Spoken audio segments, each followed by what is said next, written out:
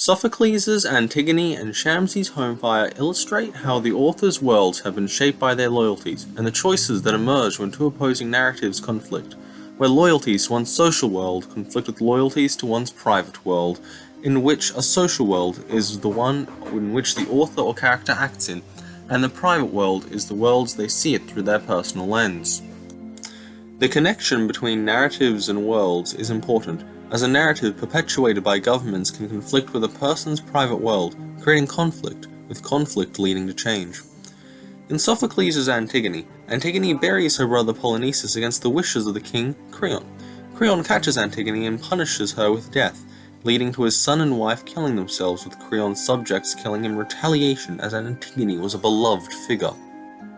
In Shamsi's Homefire, Anika becomes entangled in a relationship with Aemon Lone, son of politician Karamat Lone.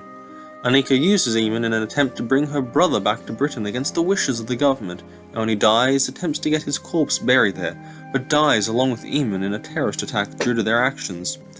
There are many similarities between the two novels, from the pride of the ruler costing them their children to the sister trying to bury the brother.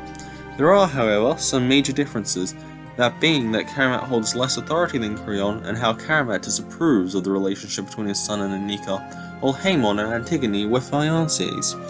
This is due to the difference in context, as Antigone takes place in ancient Athens, and Homefire in post-9/11 Britain. In Sophocles' Antigone, Antigone's loyalties collide as she is forced to choose between listening to the decrees of the state, or a prominent narrative, or following her own views or her private world. Antigone says in the first act, using an oxymoron as a way of showing Antigone's opinion of the king, the quote that is shown on screen, as she juxtaposes Creon with the word good, showing her general disdain towards the man. By this point in the play, the beginning, she has already made her decision in her personal conflicts and has chosen her personal world over the social one, denying the narrative that has shaped the people in the city. When Ismene attempts to talk Antigone out of burying Polynices, she claims thus, using highly emotive language and personification, as she claims that the law is equal and even possibly greater value than a person, calling it strong and creating imagery of the law as a thug of sorts, a threat you must listen to in order to prevent harm coming to yourself. There are conflicts of views between these two quotes, showing how these two separate views lead to friction within a relationship, leading to its collapse later in the narrative.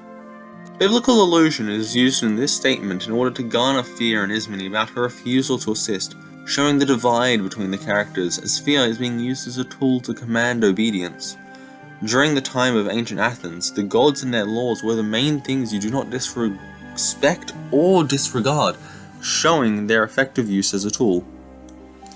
In Shamsi's Homefire, familial loyalties collide as Isma and Anika fight over whose fault it was that Parvez was arrested, as Isma has created a narrative in which Parvez was a cruel person,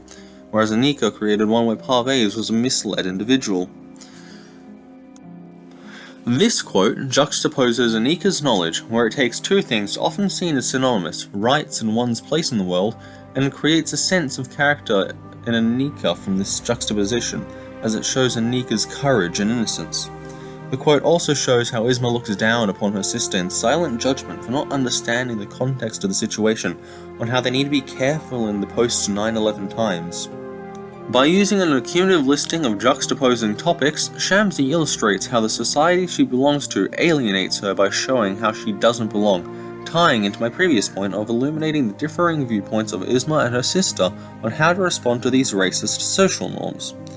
The quote also uses intertextual reference in The Great British Bake Off to illuminate just how British the security is, and how un-British Isma is, showing a narrative perpetuated by the government affecting Isma's social world.